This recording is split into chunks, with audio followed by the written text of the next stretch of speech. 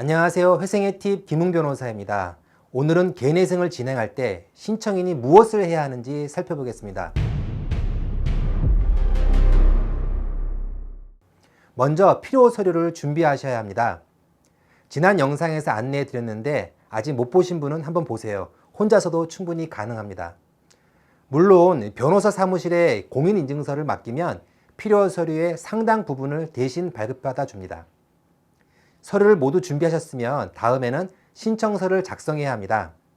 이 작성해야 하는 서류에는 개인회생 절차 개시 신청서, 채권자 목록, 재산 목록, 수입 및 지출 목록, 진술서, 변제 계획안, 금지명령 신청서 등 7가지 서류가 있습니다.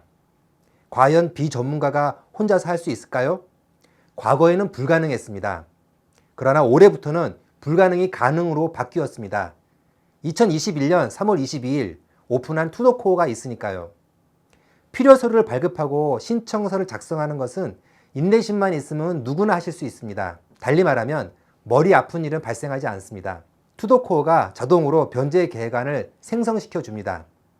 문제는 다음부터입니다. 개인회생을 신청하는 모든 분들이 반드시 거쳐야 하는 난관이 있습니다. 최근 1년간 돈을 어디에 썼는지, 계좌에 들어온 돈은 무슨 돈인지 설명해야 합니다. 일반적으로 자신의 모든 계좌의 50만 원 이상 입출 금액이 설명 대상입니다. 심한 경우에는 30만 원 이상을 설명하라는 경우도 있습니다. 일일이 기억해내는 게 쉽지 않지만 기억나는 데까지 최대한 성실하게 설명해야 합니다. 채무자 회생 및 파산에 관한 법률 제602조 제2항에 따른 설명 의무인 것입니다. 입출금 내역서를 인터넷 뱅킹으로 출력하거나 은행에서 발급받아서 50만 원 이상인 줄 옆에 여백에 메모하시면 됩니다. 변호사 사무실에서 진행하는 경우에도 피할 수 없는 과정입니다. 대리인 사무실에서는 신청인이 입출금 내역에 메모해주면 엑셀로 항목별로 편집하여 법원에 제출합니다. 가장 시간이 많이 걸리는 작업입니다. 이 계좌가 여러 개인 분들은 이 계좌에서 저 계좌로 왔다 갔다 하기 때문에 정리하는 것이 쉽지가 않습니다. 이 과정을 통해서 법원은 채무자가 돈을 어디로 빼돌리지는 않았는지 또는 수입을 숨기고 있지는 않는지를 조사하는 것입니다. 이 출금액에 대해서 기억이 안 난다거나 특정 개인에게 이체하거나 이 사행성 행위로 지급한 돈은 이 청산가치에 반영하라는 보존 권고가 나옵니다.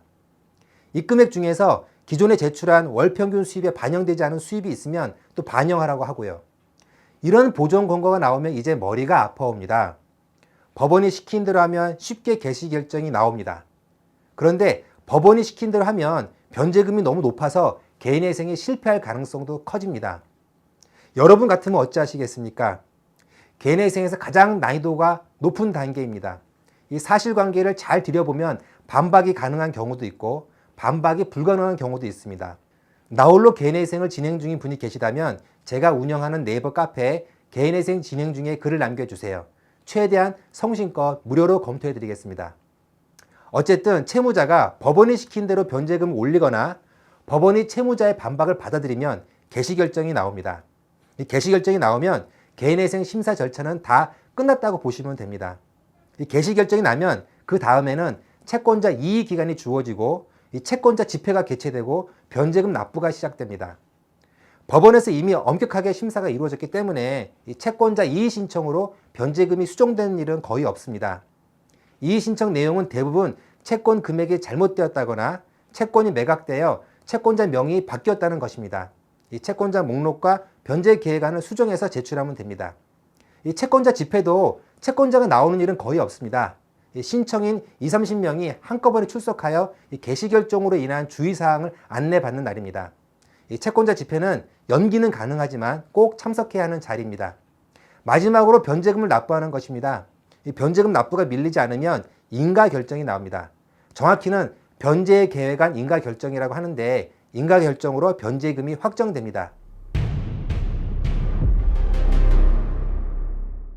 이제 인가된 변제 계획에 따라서 변제금을 밀리지 않고 잘 내면 됩니다. 변제 기간이 끝난 후에 면책 신청을 하면 면책 결정이 나옵니다.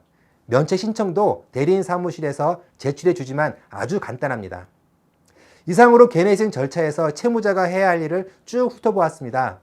질문이 있으신 분은 댓글이나 개인회생 진행 중 카페에 글을 남겨주세요. 다음에는 본격적으로 투더코어로 개인회생 신청서 작성 방법을 알려드리겠습니다. 감사합니다. 지금까지 회생의 팁 김웅 변호사였습니다.